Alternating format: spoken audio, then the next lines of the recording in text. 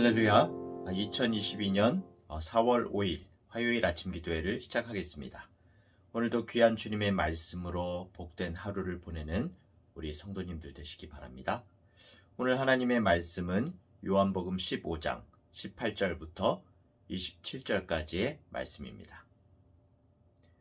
세상이 너희를 미워하면 너희보다 먼저 나를 미워한 줄을 알라.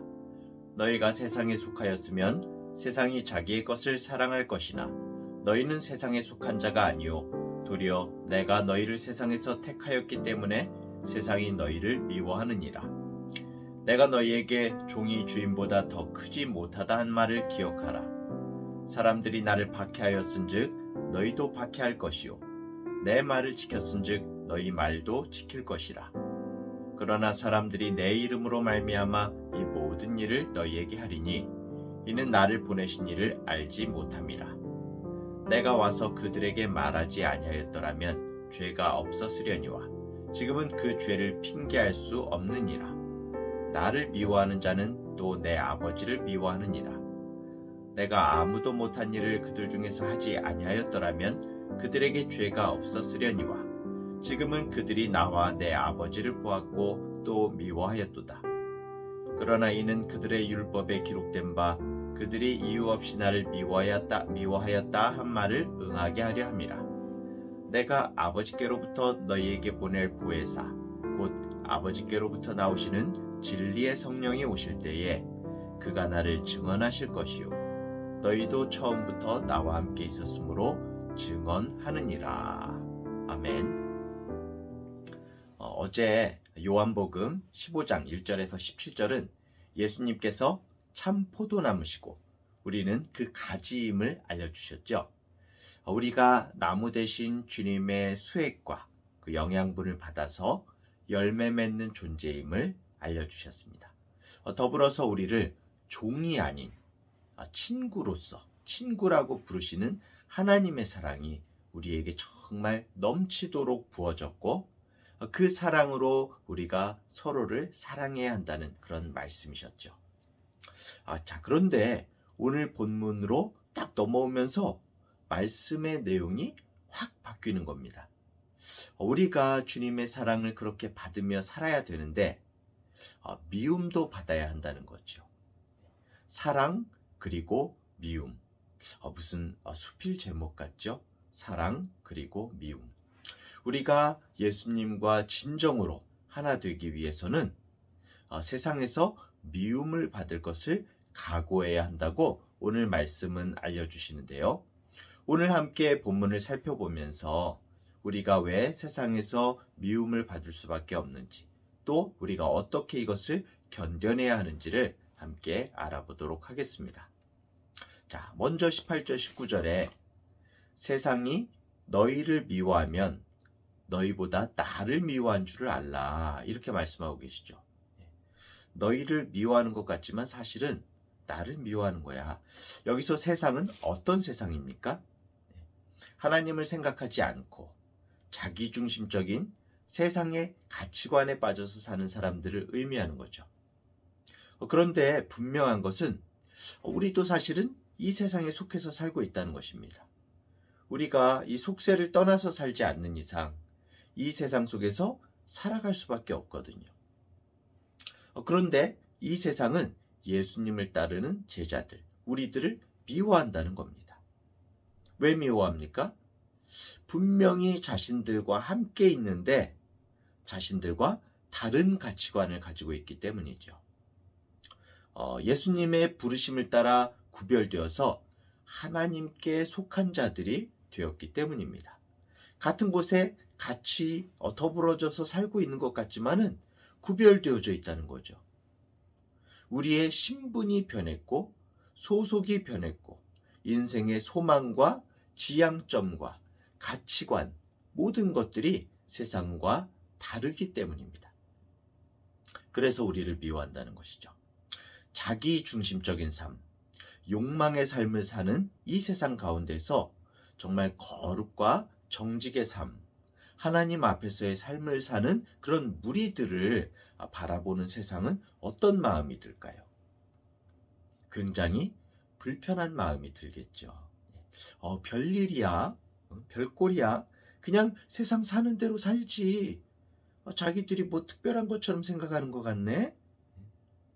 그래서 예수님께서는 제자들에게 이 말씀을 미리 주신 것입니다. 얘들아, 좁은 길을 따라 걷다 보면은 많은 사람들이 너희들을 어리석다고 그렇게 놀리고, 또 세상은 너희를 미워할 거야. 조롱할 거야. 이런 일이 분명히 있을 거야. 세상 기준에 맞춰 살아야지. 너 지금 뭐 하고 있냐? 정신 차려. 이렇게 소리칠 거야. 지금 예배나 드리고 있을 때야? 너 지금 세상에서 뒤떨어지고 있잖아. 이렇게 너에게 소리칠 거야. 세상 기준에서 뒤떨어진다고 겁을 줄 거야. 그런데 얘들아, 그때 꼭 기억할 것이 있어. 실은 세상이 너를 미워한 게 아니라 나를 미워하는 거야. 만약에 세상이 이런 진리로 인해서 너희를 핍박하거든, 오케이, 계획대로 되고 있어. 너희가 정말 나를 잘 따르고 있는 거야. 이렇게 주님은 우리에게 말씀하고 계시는 겁니다. 오히려 기뻐하라는 겁니다.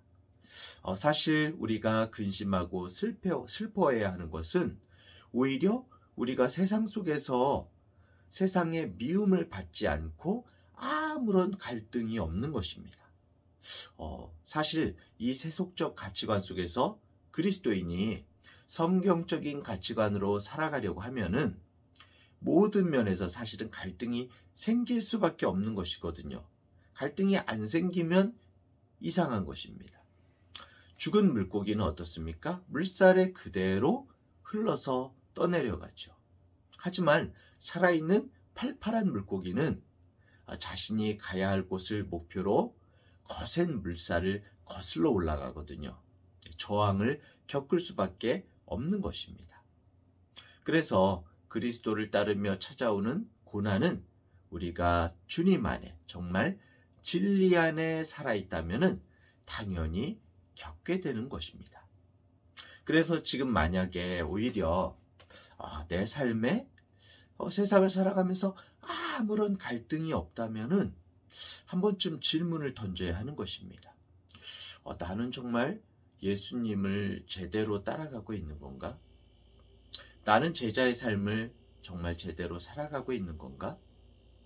아니면 이 세속적인 가치관의 바다에서 죽은 물고기처럼 그냥 물살에 떠밀려서 살고 있는 건 아닌가? 성도 여러분, 우리는 어떠한 상황 가운데에도 하나님께서 허락하시는 진정한 평안과 세상과 타협함으로 찾아오는 편안함을 혼동해서는 안 됩니다.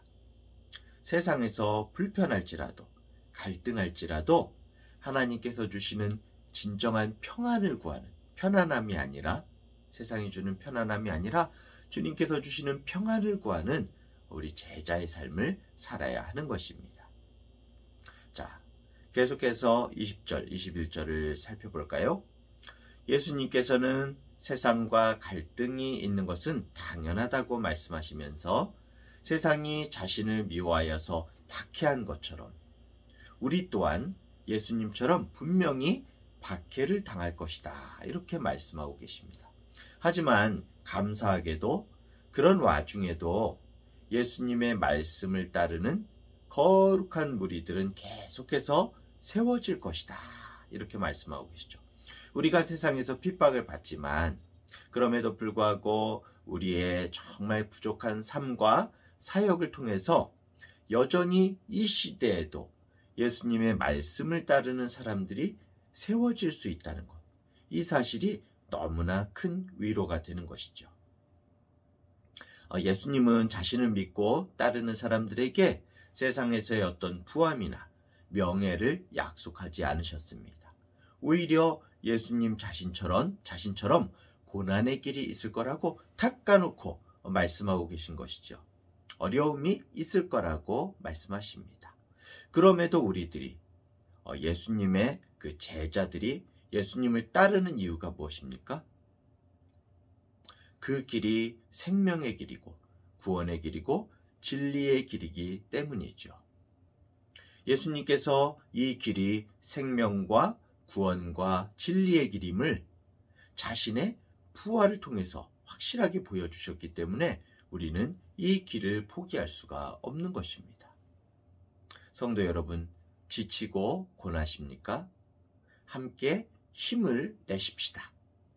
주님께서 다 보고 계십니다. 우리와 함께 계십니다.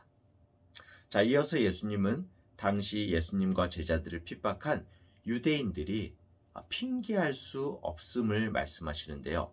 22절부터 25절이죠. 그들이 핑계할 수 없는 두 가지 이유는 첫 번째로 예수님께서 이 땅에 오셔서 하신 말씀이고, 말씀을 주셨죠. 또 다른 한 가지는 예수님께서 이 땅에 오셔서 보여주신 표적입니다. 예수님께서는 하나님이 보내신 그리스도이심을 말씀과 표적으로 드러내셨죠. 그런데도 많은 유대인들은 예수님을 믿지 않았고 오히려 예수님을 박해하고 죽이려고 했습니다. 결국 그들은 하나님을 입으로 믿는 사람들이었지 마음속에 하나님이 없는 사람들이었습니다. 유대인들이라고 하나님을 믿는 것이 아니었던 것이죠. 구별된 자들이 아니라 앞에서 말한 그냥 세상 사람들이었던 것입니다. 지금 이 시대에도 우리 주변에는 하나님을 부인하는 사람들이 있습니다. 예수님을 알기를 거부하는 사람들, 그리고 우리 가운데 있지만 입으로만 예수님을 기억하는 사람들. 이들은 장차 하나님 앞에서 자신은 몰랐다고 핑계할 수 없을 것입니다. 로마서 1장 20절 말씀을 보면 창세로부터 그의 보이지 아니하는 것들, 곧 그의 영원하신 능력과 신성이 그가 만드신 만물에 분명히 보여 알려졌나니 그러므로 그들이 핑계하지 못할지니라, 이렇게 말씀하고 있습니다. 하나님께서는 모든 창조 세계와 만물을 통해서 창조자로서의 신성을 드러내셨을 뿐만 아니라 그럼에도 깨닫지 못하는 우리의 우둔함을 깨우치시기 위해서 무엇을 주셨죠? 특별 계신 성경을 주셨죠. 말씀을 주셨습니다. 이 성경을 통해서 하나님을 인격적으로 알도록 하셨고 또 그 계시의 정점이 되시는 누구시죠? 성육신하신 하나님, 예수님을 통해서 자신을 드러내셨습니다. 이렇게 자신을 드러내셨지만 인간은 여전히 자신이 보고 싶은 것만 보기를 원하고 자신이 듣고 싶은 것만 들으면서 하나님을 아는 지식에는 무관심한 채 삶을 낭비하고 있는 것이죠. 결코 하나님을 드러내는 증거가 부족하기 때문이 아닙니다. 하나님보다 세상을 더 사랑하기 때문에 그 마음속에 하나님을 두기 싫어하는 것이죠.